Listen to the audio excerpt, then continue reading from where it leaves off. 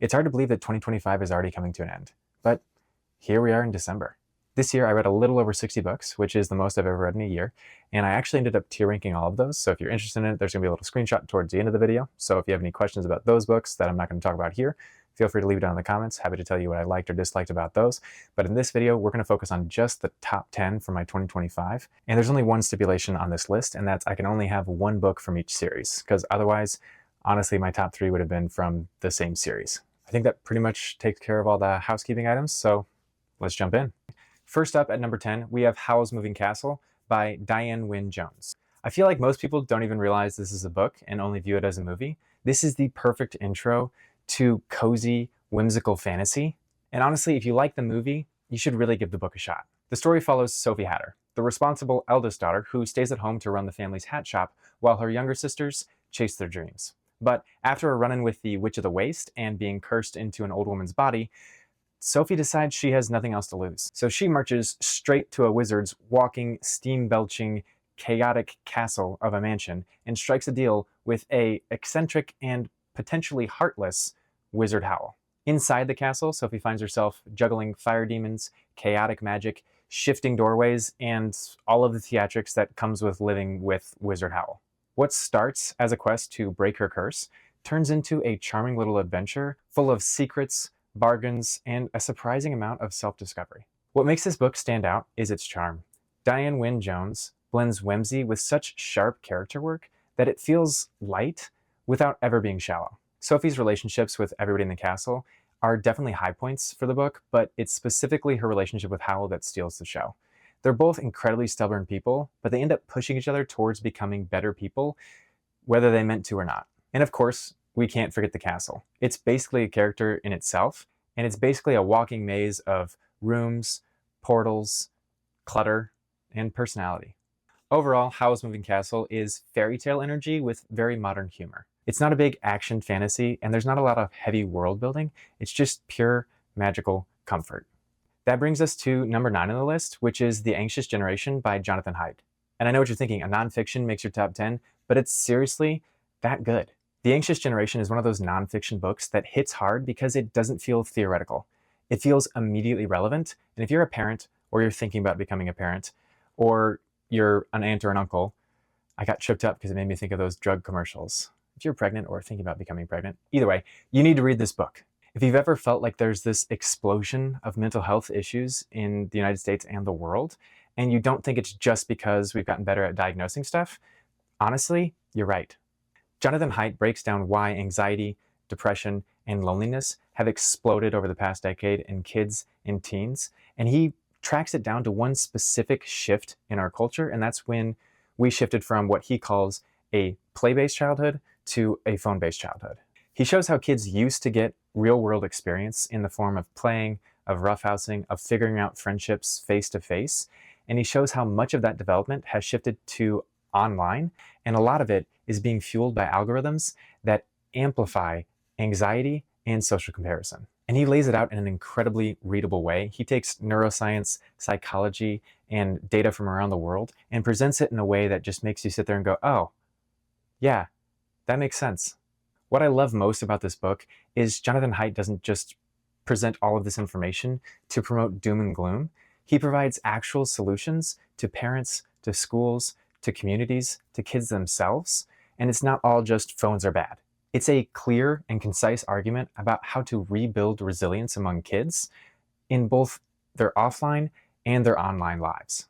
If you're a baby boomer, your childhood really isn't comparable. It's a different world, and they're not just soft. If you're a Gen Z who is affected by this the most, you're not crazy. It is something that has impacted you specifically, and we just simply weren't prepared as a culture, and we're not designed as humans to be able to handle these sort of technology and the 24/7 online that we were handed in the early 2010s. And if you're a parent of a Gen Zer, it's not your fault. We didn't know any better, but now we do. Overall, The Anxious Generation is a well-researched, highly readable wake-up call. It's urgent, thoughtful, and honestly, it's one of the most compelling explanations for why modern childhood feels so different and what we can do about it. That brings us to number 8, which is The Tainted Cup by Robert Jackson Bennett. And I promise number 9 is the only nonfiction on the list. We're back to fantasy, sci-fi, and thrillers. As a kid, I loved mystery novels, and as an adult, I love fantasy, so a murder mystery set in a fantasy world is right up my alley. And one of the things I love the most about The Tainted Cup is that the world building isn't just cool, it's integrally part of the story. This is set in an empire where everything from humans to buildings to air purifiers are bioengineered. These advancements are necessary to survive in general, but also specifically to survive the threats that are usually contained to the oceans, and the story and the investigation are directly shaped by those things. The world raises the stakes, adds tension, and consistently moves the plot forward. But the heart of the book are the two main characters, Din and Anna. Anna is this brilliant, eccentric investigator, and Din is her apprentice, who is bioengineered to be observant, and he's also grounded and basically the only reason Anna ever stays on track. Their dynamic is sharp, it's funny, it's genuinely compelling, and they're wildly different, but their strengths complement each other incredibly well. The thing I like the most about it is probably the fact that the detective work is split up. Din collects the observations, he notices the details, and he asks the questions that we're thinking, and Anna connects all the dots. It makes you feel like you're actually a part of the investigation, instead of just listening to some genius monologue at the end and solve everything at once. Overall, The Tainted Cup is a fantasy mystery where the world is so immersive that it actually affects the investigation. The characters carry the heart, and the reader actually gets to solve the crime along with them. That brings us to 11/22/63 by Stephen King. This is a combination historical fiction meets time travel thriller that focuses on the JFK assassination and specifically, what if you could go back in time and stop it? Stephen King did an insane amount of research, and it shows. The 1950s feel alive. They feel nostalgic, they feel eerie, they feel dangerous, and they also feel cozy at the same time. The atmosphere really sneaks up on you and just pulls you in. The time travel rules are another big part of why this works. They're simple, they're clear, and they have real consequences. Every choice our main character, Jake Epping, takes feels heavy because the past is literally pushing against him anytime he tries to change anything. The book and the story feel like it's just slowly tightening around Jake as he gets closer and closer to the event that could change everything.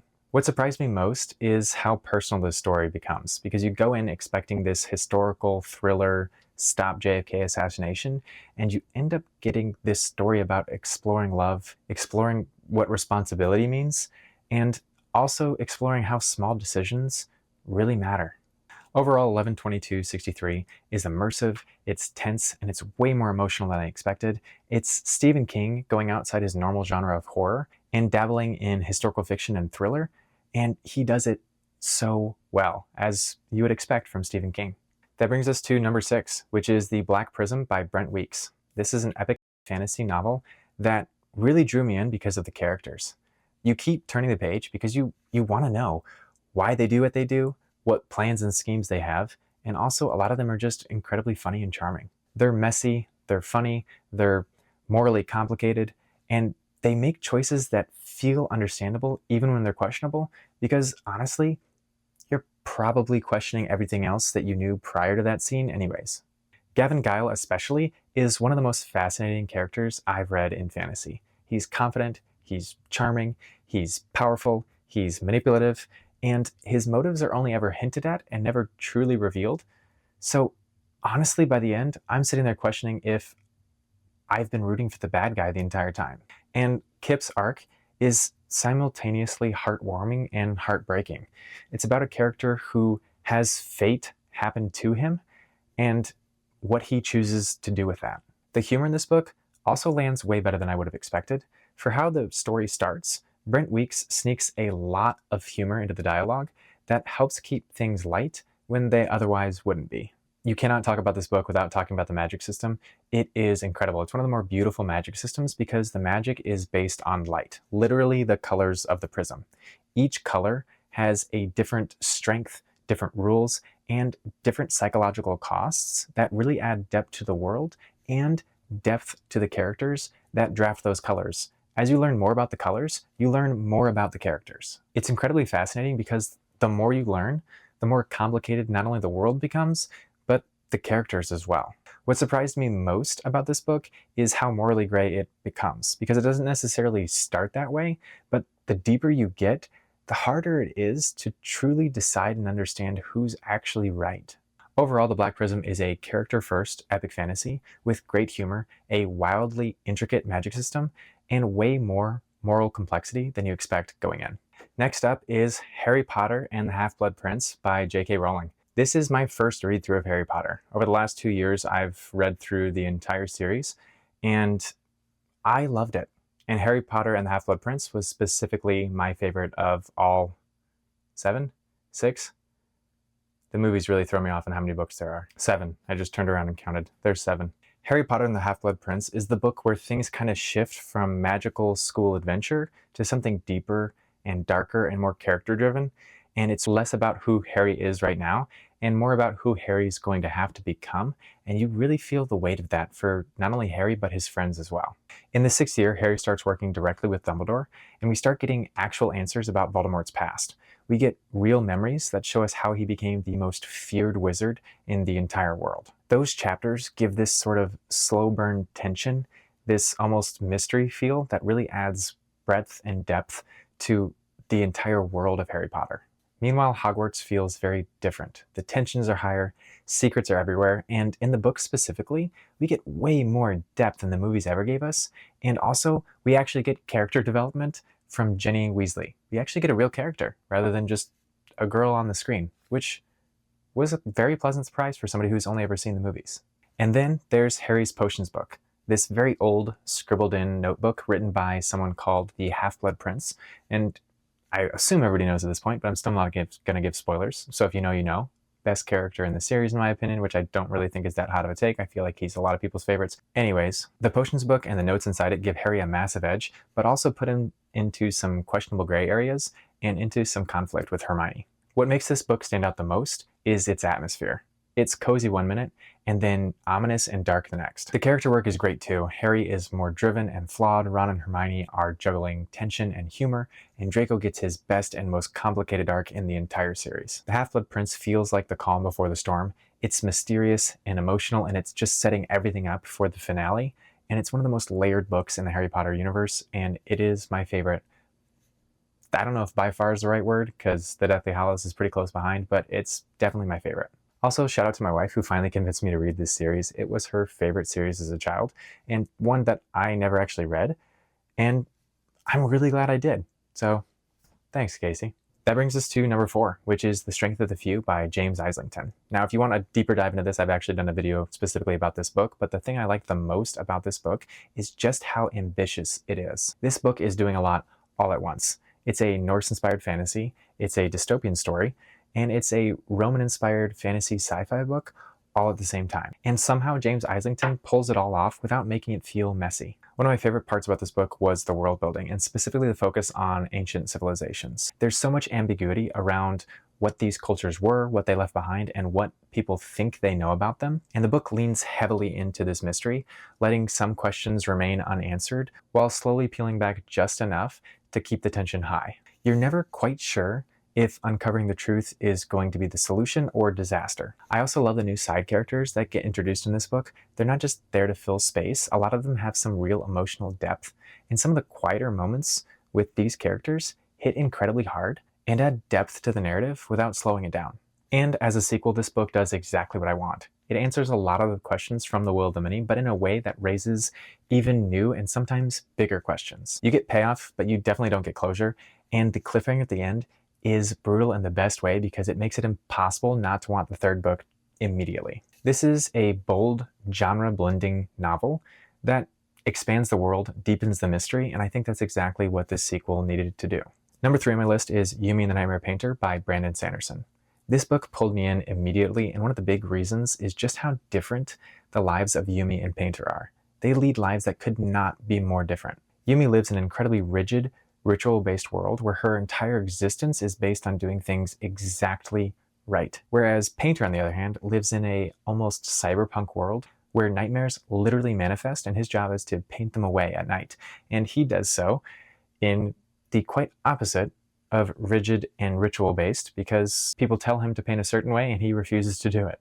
The book really leans into that contrast, and even once they're forced to be in each other's lives, Brandon Sanderson uses that contrast to help us understand each character. The story becomes less about the magic and more about them slowly helping each other become better versions of themselves.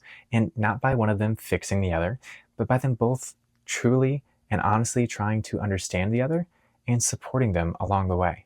The romance is also very subtle and very sweet. It's not loud and dramatic, but it's always there. There's this quiet loyalty that builds naturally between them, and that worked so well for me. And then there's the world building. One feels almost cyberpunk, as it's powered by Haiyan and plagued by nightmares, and the other one has this deeply traditional, almost sci-fi meets feudal Japan energy. Both worlds are incredibly distinct, and the contrast between not only the characters but also the worlds adds just another layer of richness to this story. Overall, this is peak cozy fantasy romance. It's warm, comforting, character-driven, and it left me genuinely feeling warm inside when I finished it. If you like softer fantasy with heart and atmosphere, this one is definitely worth checking out. And I know it's a part of Brandon Sanderson's larger Cosmere universe, but it is a standalone, and while you may not catch every single Easter egg that's in there, it still can be read solo, and I think it's worth it. That brings us to number 2, which is Dungeon Crawler Carl and the Eye of the Bedlam Bride by Matt Dinniman. This is the 6th out of 7 books in this series, so I'm not going to try to spoil the whole series. I'll just talk about Dungeon Crawler Carl in general, and it's honestly one you need to check out. So at the beginning of Dungeon Crawler Carl, Carl chases his ex-girlfriend's cat out into freezing temperatures, wearing boxers with little hearts on them and pink Crocs, and somehow that's not the worst thing that happens to him that day. Because as he's outside, he witnesses the literal end of the world, and he gets thrown into this multi-tiered dungeon where he has to try to fight for his life while the rest of the universe just watches on because it's a game show to them. And then when his ex-girlfriend's cat that gets stuck in the dungeon with him, Princess Donut, gains sentience, he gains not only a teammate but a best friend. Together they climb through wildly different dungeon levels, fighting monsters pulled straight from nightmares and forming alliances while at the same time realizing that the people in the dungeon sometimes aren't any better than the monsters that they're fighting. What elevates this book and this series in general is the balance that it has. There's humor and there's chaos. There's a skill progression system that doesn't get bogged down in all the numbers, thankfully. And there's also a just very wholesome found family vibe that runs through the entire series. And in the 6th book specifically, our little family has some of the most emotional moments that they'll experience. And then like 5 minutes later, it'll have you at a part where you want to send the audio clip to your friend because it's just so funny. And that's something I do want to mention is if you're going to read this series, I highly recommend the audiobook. Jeff Hayes does such an incredible job with all the voices. It took me until the 3rd book to realize that he was doing all the voices. They do it so well. And then the subtle production they add on to the back end just adds so much clarity, and it's genius. This series was my slump buster. I would read a book, try to read as much as I could, and then as soon as I felt the slump coming on, I'd throw in another one of these because it's impossible with one of these on deck to fall into a slump. And I think you would genuinely enjoy it. If you like video games, D&D, single-person perspectives, found family vibes, and a magic system that just makes sense, Dungeon Crawler Carl is probably for you. Or if you've ever watched a movie like Star Wars and wondered why they didn't just use force speed to get away from that, or Harry Potter and you're like, why didn't you just use that spell? This book series is going to scratch that itch in the best way possible. It's quotable, it's relatable, it's chaotic, it's unhinged, it's dark, it's hilarious, and it's surprisingly wholesome. Yes, the AI does have a foot fetish, and that's a little weird for some people. But I promise, if this is possible, it's done in a very tasteful way. And the books overall are the perfect blend of all of those previously mentioned qualities. That brings us to the final book, the number 1 book of the year, my favorite book of 2025, and that is The Last Argument of Kings by Joe Abercrombie. It is the 3rd book in the First Law trilogy, and honestly, the First Law trilogy was my number 1, 2, and 3 book. I could probably make an argument for Before They're Hanged being my favorite, but I just decided to go with The Last Argument of Kings. And honestly, what makes this book so good is the character work. If I had to sit at one of those tables with a prove me wrong sign, my whole thesis would be that Joe Abercrombie does the best character work. And if you could prove me wrong, I'd want you to, because I'd want to read those stories. And I actually just started reading some Robin Hobb, so she may be up there. But for now, it's Joe Abercrombie, maybe Robin Hobb, and I don't know who's next. I have never had such distinct impressions of such unique characters in such a short amount of time. And that's just Joe Abercrombie's signature. Because this is the finale of the First Law trilogy, I'm not going to do any spoilers, and I'll just talk about the series in general. But basically, you follow a couple of some of the more morally gray characters you'll ever read, and also strangely compelling characters you'll ever read at the same time. One of the characters that makes this series so great is Inquisitor Glocta. He's this champion fencer, and war hero turned crippled torturer who navigates deadly politics, all with this inevitable sense of doom that just has so much humor in it. You also have this Northman who is legendary for his brutality and his weaponscraft, who happens to be tagging along with this strange old man known as Baez, whose motivations and plans are questionable at best. You also have the most hated woman in all of the South who tags along with Baez and the Northman known as Logan Nine Fingers, because very creatively he lost a finger, so now he has 9. I could go on and on with more characters because there are just a plethora that have an incredible amount of depth, but this is just 4 of like the 20. If you love character-first fantasy, this series is an absolute must. The humor is dark and really sneaks up on you. The character development is sometimes more sideways than it is up and down. The magic feels more human than it does mystical, and the fight scenes are gritty and chaotic. These aren't necessarily heroes on some sort of upward moral arc, so if that's the kind of story you like, this may not be for you. But this is a story about characters who try to survive their own terrible decision making, and none of them are going to come out unscarred. I picked this up because people told me that Abercrombie writes some of the best characters in all of modern fantasy, and whoever they are that said those things are absolutely right. I never thought I'd root for a torturer that only has half his teeth and has even less toes, but here we are. Every character feels legendary in a very human way. They're grimy, but absolute gold. Also, I would be remiss if I didn't mention how good of an audiobook this is. I mentioned how good Dungeon Crawler Carl is, and if you've read that series and you know how good that audiobook is, this one is better, and I will die on that hill. Stephen Pacey does an absolutely incredible job.